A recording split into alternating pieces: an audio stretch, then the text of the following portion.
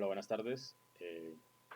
Ya ha pasado casi un mes desde la última grabación, desde el último video, y como ven, ya estoy más peludo, más barbado, aquí en aislamiento en mi casa,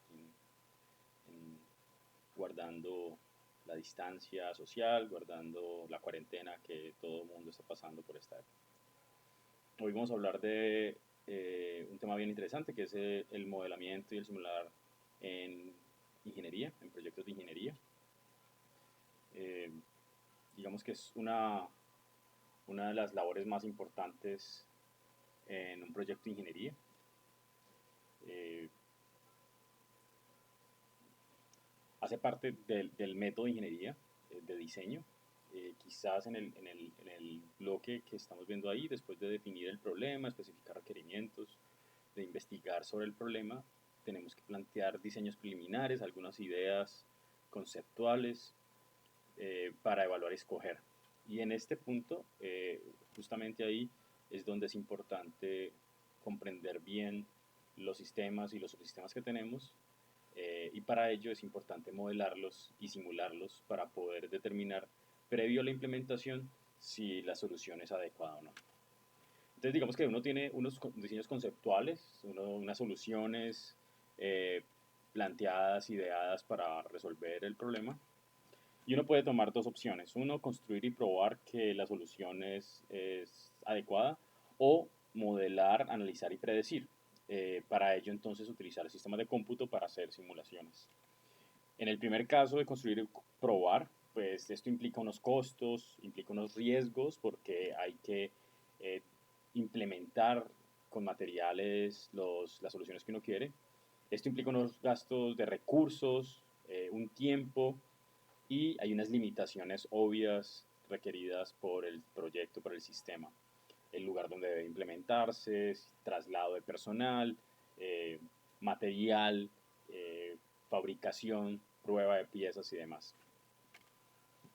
En el modelado, análisis y predicción utilizando sistemas de cómputo, utilizando simulaciones, pues no requiere hacerse implementaciones. Se pueden hacer miles de pruebas porque pues, los límites son computacionales. Requiere unos recursos de cómputo importantes, usualmente, y no hay unas restricciones fuertes en cuanto ni siquiera a variables de la naturaleza. Entonces, digamos que si hay una dificultad, un problema en el proceso de construir y probar, pues debemos hacer una realimentación, un rediseño, y ese rediseño es una realimentación costosa. Si vamos por el camino de la simulación, pues las realimentaciones podemos hacerlas múltiples, podemos hacer muchas realimentaciones para optimizar el diseño y finalmente llegar a uno que sea adecuado y quizás que sí sea el que se va a construir. En el proceso de modelar, uno tiene un sistema físico entonces, y ese sistema físico uno debe medirlo, debe tener unas variables que puedan ser observables, y esas variables observables se analizan. Uno podría entonces, a partir del sistema físico y de las variables que uno mide, identificar los parámetros más importantes de ese sistema físico. O sea, a partir de esa identificación de parámetros, uno caracteriza o define un modelo físico que describe el sistema físico. El modelo físico son ecuaciones diferenciales o son sistemas de ecuaciones que permiten comprender el modelo físico como tal, el sistema físico. A partir de ahí sí se desarrolla el modelo matemático, que son esas ecuaciones diferenciales, esas ecuaciones de diferencias, un sistema lineal que permita simular o permita describir ese sistema físico. A partir de un análisis computacional uno puede transcribir ese modelo matemático en un algoritmo, y ese algoritmo pues arroja un resultado como tal, y finalmente entonces se tiene el sistema modelo completo. Los resultados de ese sistema modelo computacional se pueden comparar con los datos arrojados por el sistema físico como tal. Se compara entonces la predicción y la medición, y si el sistema no es adecuado, pues se puede cambiar, digamos que puede ir por dos rutas. Uno, modificar los parámetros o el modelo físico, el modelo matemático o el algoritmo, o se puede modificar el sistema de medición para evaluar si el sistema de medición tiene complicaciones.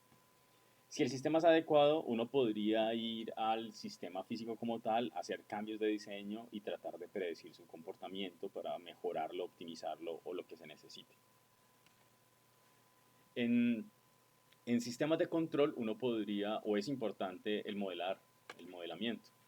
Por ejemplo, si uno tiene un sistema físico como la aeronave de Futurama, y uno quisiera que dos entes distintos comprobaran su nivel de control de esa nave, uno podría tener un humano, entre comillas, y uno podría tener un sistema de cómputo como un robot, como Bender. Entonces uno tendría a Lila y a Bender, Lila siendo un sistema inteligente y más orgánico, y Bender un sistema inteligente inorgánico computacional.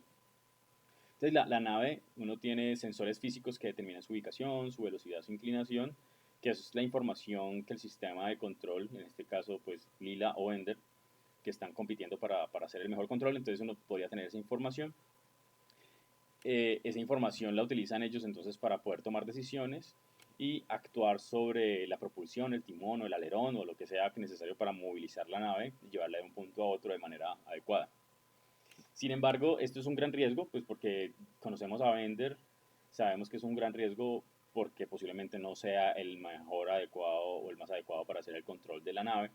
Esto implica también un alto costo porque movilizar la nave es costoso y la logística es compleja, pues porque tendría que dejar de movilizar, ya que ellos trabajan transportando cosas, pues entonces tendrían que dejar de transportar cosas para poder verificar si Lila o Bender son los adecuados.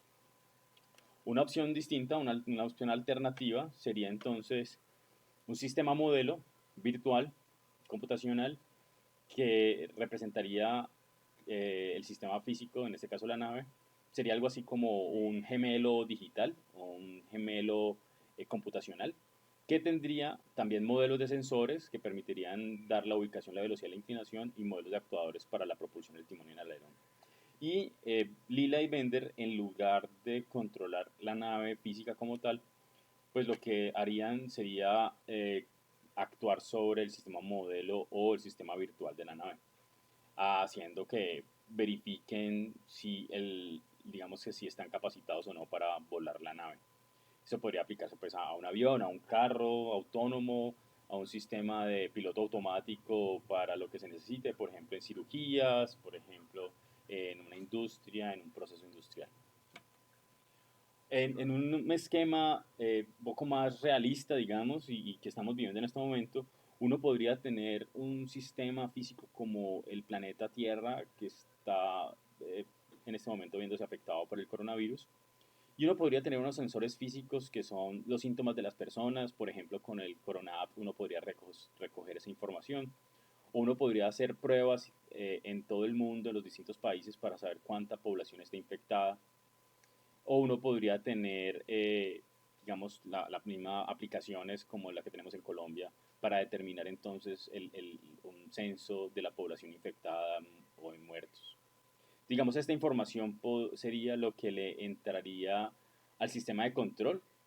El sistema de control serían los gobiernos, la Organización Mundial de la Salud, los distintos gobiernos nacionales, estatales y demás, y municipales, y ellos actuarían sobre unos actuadores físicos que serían, por ejemplo, las políticas de inmigración, vuelos nacionales e internacionales, políticas de distanciamiento social o políticas de higiene personal como uso de tapabocas, lavar las manos o alcohol para las manos.